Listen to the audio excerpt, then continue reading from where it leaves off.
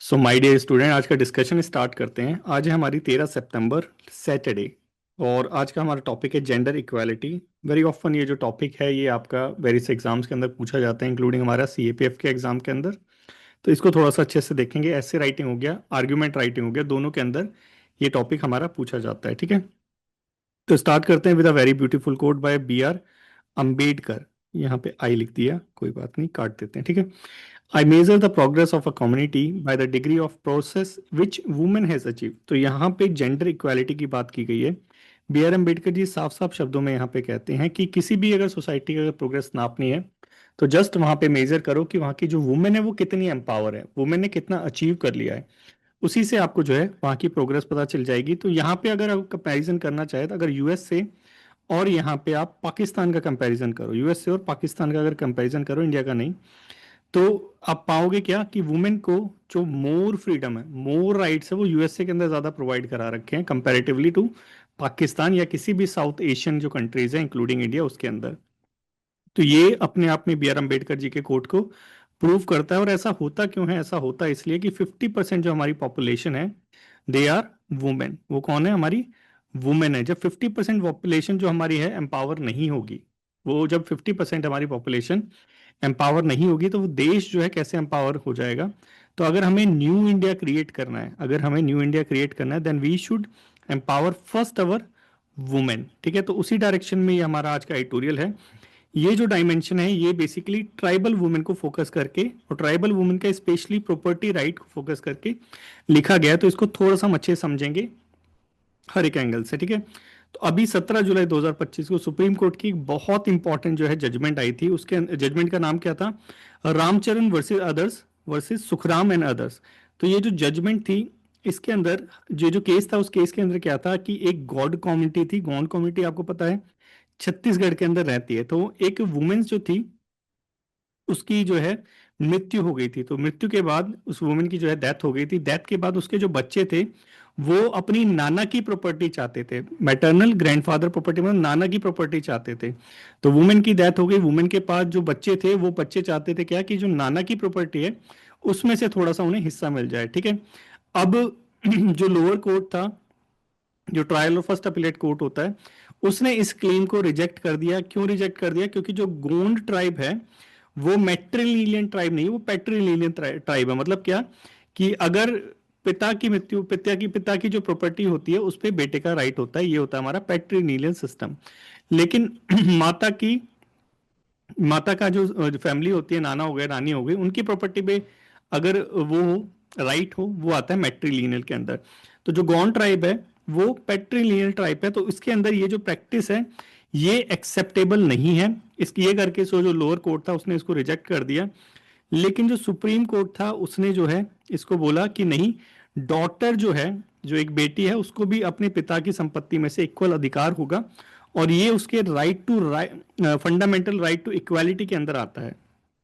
तो यहाँ पे जो सुप्रीम कोर्ट था उसने ट्राइबल एरिया के अंदर भी राइट टू इक्वालिटी, हमारा जो फंडामेंटल राइट है, उसको कहीं ना कहीं सुरक्षित रखा। तो ये एक लाइव एग्जांपल है कि जो हमारा कॉन्स्टिट्यूशन है कैसे एक लिविंग डॉक्यूमेंट है, जैसे जैसे जरूरत बढ़ती है वैसे वैसे अपने आप को मोल्ड करता रहता है। और उसका इंटरप्रिटेटर हमारा कौन है? सुप्रीम कोर्ट ऑफ इंडिया, जहां पे सुप्रीम कोर्ट ने बहुत ही अच्छा रोल प्ले करके दिखाया है। ठीक है, तो यही चीज है।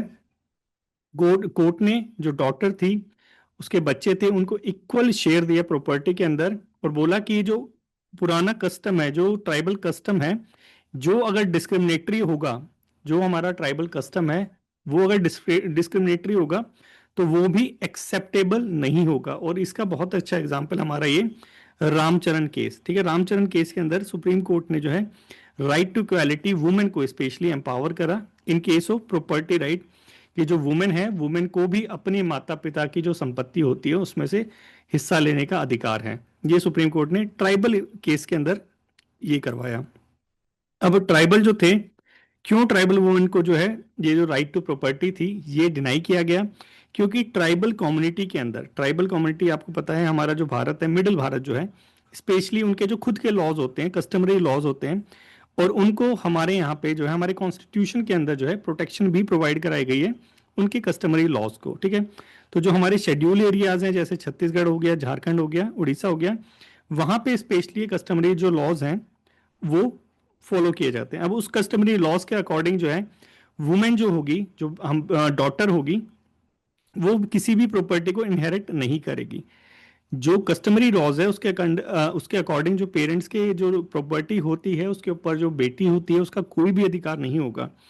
ये बेसिकली है तो जेंडर डिस्क्रिमिनेशन, लेकिन ट्राइबल वुमेन के साथ ऐसा होता है, यहाँ पे बताया गया है। और ट्राइबल वुमेन ऐसा नहीं है कि काम नहीं करती, देखा जाए अगर कंपेयर किया जाए तो आदमियों से ज़्यादा जो काम है फार्मिंग सेक्टर हो गया, एग्रीकल्चर सेक्टर हो गया, उसके अंदर वुमेन करती है। स्टिल उनके साथ जेंडर डिस्क्रिमिनेशन किया जाता है, उनको प्रॉपर्टी के अंदर से हिस्सा नहीं दिया जाता। अब ऐसा नहीं है पूरे भारत में ऐसा होता है, यहाँ पे नॉर्थ ईस्ट स्टेट्स हैं, आपको पता होगा नॉर्थ ईस्ट स्टेट में मैट्रिलिनियल सिस्टम जो है वो फॉलो होता है। तो नॉर्थ ईस्ट स्टेट के अंदर वुमेन को उनकी माता पिता की प्रॉपर्टी के अंदर से राइट दिया जाता है, वहां पे वो राइट लेती है। एग्रीकल्चर सेंसस की बात करें, हमारा एग्रीकल्चर लास्ट हुआ था 2015-16 में, हर 5 साल में होता है। तो यहाँ पे हमने पाया क्या कि जो एसटी वुमेन है, जो शेड्यूल्ड ट्राइब्स हैं, वो टोटल जो एसटी की जो प्रॉपर्टीज है उसमें 16.7% जो हिस्सा है वो सिर्फ वुमेन को जाता है, और बाकी जो बच गया 83 पॉइंट जो मेजॉरिटी हिस्सा है वो मैन को जाता है। तो यहाँ पे कहीं ना कहीं हमें जेंडर गैप दिखाई देता है, जेंडर डिस्क्रिमिनेशन दिखाई देता है इन टर्म ऑफ प्रॉपर्टी। ठीक है, अगर ऐसा डिस्क्रिमिनेशन है तो फिर भी ये फॉलो क्यों होता है, ये भी बहुत अच्छा क्वेश्चन है। ये फॉलो इसलिए होता है क्योंकि जो ट्राइब्स होते हैं, जो ट्राइब्स रहती हैं, वो अपना जो है एक कम्युनिटी ऑनरशिप जो है वो कहीं ना कहीं फॉलो करती है। तो ट्राइबल एरियाज में क्या होता है, जो लैंड होता है बेसिकली वो इंडिविजुअल ऑनरशिप ना लेके वो कम्युनिटी ऑनरशिप होती है, कि जो पूरी ग्राम होता है उसका बेसिकली उस पर राइट होता है। ये तो है सिर्फ बोलने के लिए, लेकिन इन प्रैक्टिस क्या होता है, इन प्रैक्टिस जो वहाँ का मेल होता है वो उसके ऊपर अपनी प्रॉपर्टी के ऊपर जो है राइट लेता है। अगर वो उसको बेचता है या कोई एक्वायर करता है, जो पैसे होते हैं वो ग्राम सभा के पास नहीं जाते, वो किसके पास जाते हैं, मैन के पास। तो ये तो साफ साफ दिख रहा है हमें कि अगर मैन के पास जा रहे हैं तो प्रॉपर्टी पर राइट किसका है, प्रॉपर्टी पर राइट तो मैन का है। तो ये जो फॉर्मली बोला जा रहा है कि वो जो लैंड है कम्युनिटी लैंड है, ये एक्चुअल में कम्युनिटी लैंड ना होके इंडिविजुअल लैंड होता है, और वो भी मैन के पास जाता है। तो यहाँ पे सिर्फ जो वुमेन है उसको एक्सक्लूड किया जा रहा है, हमें ये यहाँ पे साफ साफ दिखाई दे रहा है। दूसरा रीजन है क्यों डिस्क्रिमिनेशन फेस किया जाता है, क्योंकि ऐसा डर लगा रहता है कि लेट से अगर ट्राइबल वुमेन को हमने लैंड दे दिया और उसने किसी नॉन ट्राइब आदमी से शादी कर ली, जो कि आजकल बहुत ज़्यादा होता है, तो ये जो लैंड है ये हमारा जो कम्युनिटी लैंड है, ट्राइबल की जो कम्युनिटी है, इससे कहीं ना कहीं बाहर चला जाएगा। एक रीजन ये भी है, इसलिए जो है वुमेन्स को जो है साफ साफ एक्सक्लूड किया जाता है। और इसमें लॉज क्या कहते हैं, लॉज कहते हैं कि जो भी कोई कस्टम है, चाहे वो ट्राइबल कस्टम हो या कोई भी कस्टम हो, वो तभी कंसीडर किया जाएगा या कह लीजिए तभी वैलिड होगा जब वो ओल्ड होना चाहिए। कोई भी कस्टम, हमारा जो लॉज है वो कोई भी कस्टम को तब प्रोटेक्ट करेंगे जब वो बहुत ज़्यादा पुराना हो, कंटिन्यूअसली फॉलो किया जा रहा हो, एकदम क्लियर हो, सबसे मोस्ट इंपॉर्टेंट थिंग रीजनेबल हो, कोई भी जो स्टेट पॉलिसी है, कोई भी जो पब्लिक पॉलिसी है उसके अगेंस्ट ना जा रहा हो, तब जाके उस लॉ को, उस कस्टम को जो है एक्सेप्ट किया जाएगा। एक और केस हुआ था 2022 के अंदर, प्रभा मिन्स केस। तो सेम कुछ ऐसा ही कुछ इशू था, वहां पे झारखंड हाई कोर्ट ने जो ट्राइबल वुमेन थी उसको कहीं ना कहीं वो राइट प्रदान किया in favour of tribal women. तो ये साफ साफ यहाँ पे हमारी एक चीज दिखाई दे रहा है कि जो कोर्ट है वो कंटिन्यूसली जो है ट्राइबल वुमेन्स को जो है उसका राइट प्रोवाइड करा रहा है, कंटिन्यूसली जो है ट्राइबल वुमेन्स के जो राइट्स हैं वो कहीं ना कहीं जो है कॉम्प्रोमाइज हो रहे हैं। अगर हम बात करें अब हिंदू सक्सेशन एक्ट की, ये तो था ट्राइबल वाला। अगर हिंदू सक्सेशन एक्ट के अंदर आपको याद होगा मिताक्षरी करके एक एक जजमेंट आई थी बहुत पहले करके, तो वो जो हिंदू सक्सेशन एक्ट है वो उस एक्ट के अंदर ये जो डिस्क्रिमिनेशन है इसको हटा दिया गया था। इसके अंदर साफ साफ बोल रखा है कि जो वुमेन्स होगी या कह लीजिए जो डॉटर्स होगी, वुमेन मतलब डॉटर, ठीक है, क्योंकि प्रॉपर्टी बॉय और गर्ल और बॉय के बीच में डिवाइड हो रहा है, ब्रदर और सिस्टर के बीच में, डॉटर और सन के बीच में। तो ये जो हिंदू सक्सेशन हमारा जो एक्ट है इसके अंदर सिंपल सिंपल शब्दों में लिखा गया है, और हमारे कोर्ट ने भी इसको जो है वैलिड करा है, काफी सारे केसेस आए थे कि ये जो डॉटर होगी उसको भी इक्वल राइट होगा प्रॉपर्टी के अंदर। अगर कोई डॉटर क्लेम करती है तो उसको इक्वल राइट देना पड़ेगा, लेकिन यहाँ पे सोशल रीजन आ जाते हैं। कौन से रीजन आ जाते हैं? सोशल रीजन आ जाते हैं कि लेट से अगर प्रॉपर्टी में अगर वुमेन ने जो है हिस्सा मांग लिया, डॉटर ने अगर हिस्सा मांग लिया, तो उसको आगे के लिए हमेशा बॉयकॉट कर दिया जाता है घर में एंट्री करने से। तो ये सारे कुछ रीजन बताए जाते हैं जो सोशली वुमेन्स जो है equal right, legally equal right acceptable होते हुए भी वो इस राइट को क्लेम नहीं करती। ठीक है। अब अब आती है ट्राइबल की बात। तो ट्राइबल के लिए यहाँ पे एक्सक्लूजन है। मैंने बताया था स्पेशल जो राइट्स है ट्राइब्स को प्रोवाइड करा रखे हैं। तो ये जो हमारा हिंदू सक्सेशन एक्ट है ये ट्राइबल्स के ऊपर अप्लाई नहीं होता। तो यहाँ पे जो ट्राइबल वुमेन है देखा जाए एक तरह से लीगली प्रोटेक्टेड नहीं है, कोई भी उनके लिए एक्ट नहीं है। जो कस्टमरी लॉज है वो उनको ही एक्सक्लूड कर देते हैं, हमने अभी देखा ना। तो यहाँ पे इस एडिटोरियल में यही यहाँ पे बोल रखा है कि अब सेवरल जजमेंट आ चुकी है, चाहे वो सुप्रीम कोर्ट की हो चाहे वो झारखंड हाई कोर्ट की हो, जिन्होंने इन फेवर ऑफ वुमेन जो है जजमेंट लिया है।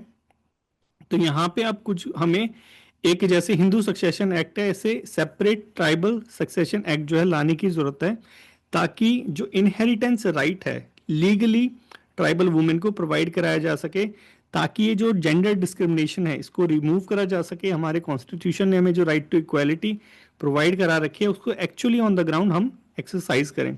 तो आई होप ये जो एडिटोरियल है आपको अच्छे से समझ आ गया होगा कि डिस्पाइट द लॉ, जो लॉ है वो हमें जो है इक्वल राइट देता है, लेकिन डिस्पाइट दैट जो इक्वल राइट है ऑन द ग्राउंड फॉलो नहीं होते। सुप्रीम कोर्ट को बार बार जो है बीच में आना पड़ता है। तो वो लाने के लिए एक तो हमें जो बिहेवियरल चेंज है, एटीट्यूडनल चेंज है वो करने की जरूरत है। प्लस जहां पे लॉ की कमी है, जैसे यहाँ पे ट्राइबल सक्सेशन एक्ट है, तो हमें सेपरेटली उनके कस्टम के अकॉर्डिंग एक जो ट्राइबल सक्सेशन एक्ट है वो लाने की जरूरत है।